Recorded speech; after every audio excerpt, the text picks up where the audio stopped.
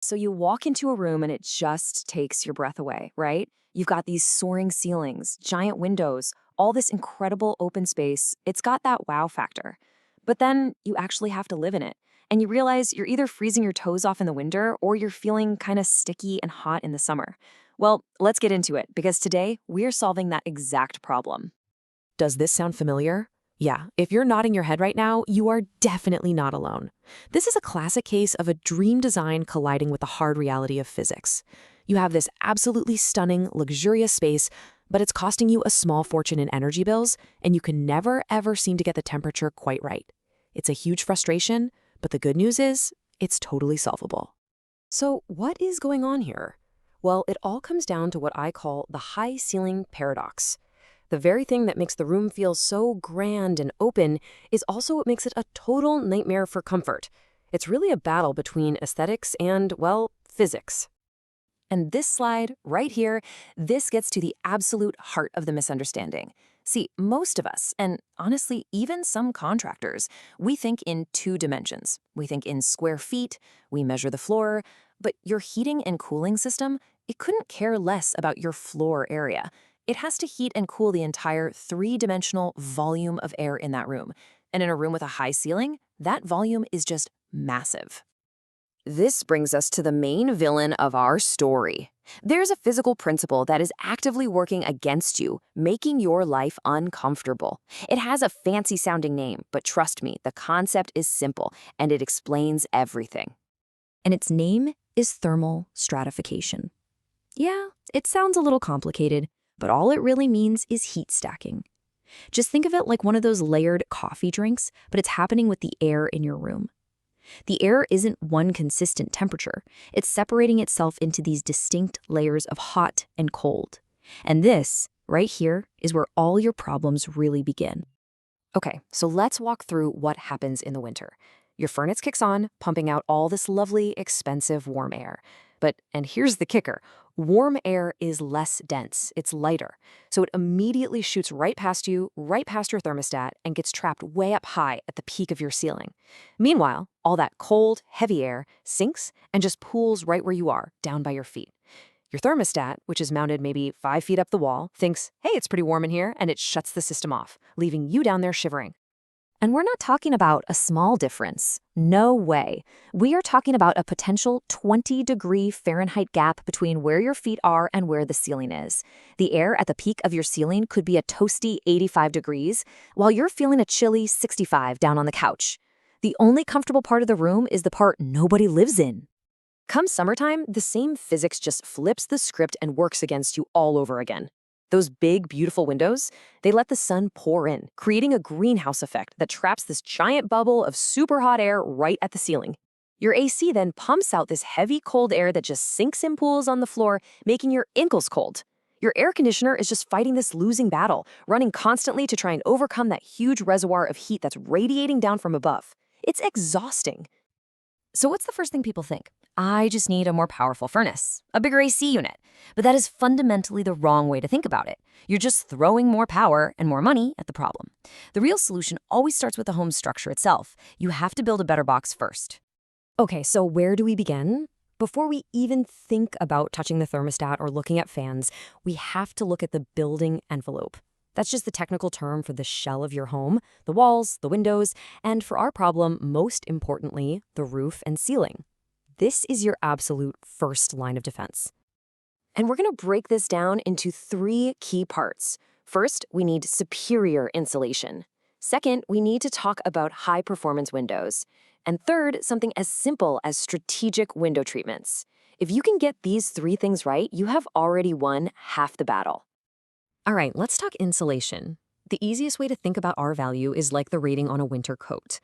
The higher the number, the warmer it keeps you. For a big, vaulted ceiling, you don't just need a coat. You need a full-on Arctic parka. You should be aiming for an R value somewhere between R38 and R60, and the type really matters. Closed-cell spray foam is the absolute gold standard here because it expands and fills every single tiny crack and crevice, creating a perfect air and moisture seal.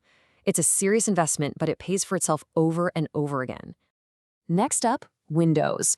You gotta stop thinking of them as just glass and start thinking of them as pieces of climate control technology. You wanna look for things like low E coatings. Think of it like a bouncer for heat, reflecting it out in the summer and keeping it in during the winter.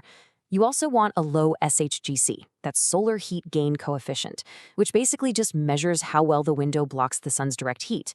And finally, a low U factor means the window itself is a great insulator. Just look for the Energy Star label. It's your cheat sheet to finding the right combination for where you live. So, we've built a better, more insulated box to control the temperature. That's awesome. But here's the thing. Even inside a perfect box, that hot air is still gonna rise. That's just physics. So our next step is to get active and force all that air to mix together. And that brings us to your single most valuable and misunderstood tool in this fight, which leads me to a question I ask everybody.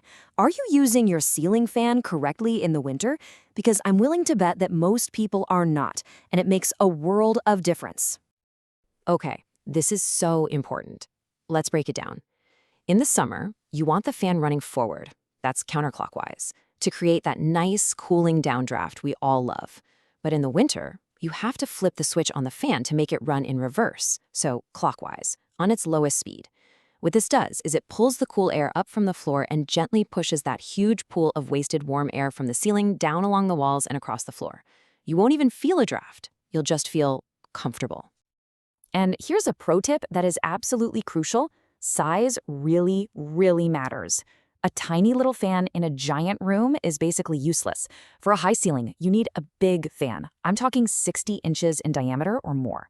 And you have to use a down rod to lower the fan so it hangs about 9 to 11 feet off the floor. That right there is the sweet spot where it can actually do its job and move the air where you live. All right, we've sealed the box and we're circulating the air. Now and only now can we talk about the engine of your comfort system, the HVAC unit itself. This is where choosing the right tech makes all the difference in the world. And this chart right here shows you exactly why the old way of thinking is so wrong. Any contractor who sizes your system based only on square footage is making a huge mistake. Just look at the difference. A 1,000 square foot room with a 20-foot ceiling has 2.5 times the air volume as the same room with a standard 8-foot ceiling. Your system has to be sized for the volume, not just the floor area. So what's the big takeaway here? You have to insist, and I mean insist, that your contractor performs what's called a manual J calculation. This is the official industry standard formula that takes everything into account: the volume, the insulation, your window quality, even which direction your house faces. It is absolutely non-negotiable for a home with high ceilings. And once that system is sized correctly, you've got some amazing high-tech options. Variable speed systems are fantastic because they run pretty much constantly at a very low, quiet speed, which never gives the air a chance to stratify in the first place. Radiant floor heating is the ultimate solution. It heats you and the objects in the room, not the air, which completely bypasses the problem. And things like zoning or ductless mini-splits let you give that one really difficult room its own dedicated thermostat. So let's bring it all home. Your plan for perfect comfort in that beautiful room is really a simple 3-part strategy. First, you control the environment with a super sealed and insulated building envelope. Second, you circulate the air inside that envelope to fight stratification using a properly sized fan. And third, you condition that air with a correctly sized high-efficiency HVAC system. Control, circulate, condition. That's the mantra. Look, that beautiful soaring ceiling doesn't have to be a source of constant frustration and high bills. It just needs to be engineered with a little more precision. So the final question I'll leave you with is this. Your home definitely has that wow factor, but is it truly engineered for comfort? With this plan, it absolutely can be. Thanks for tuning in.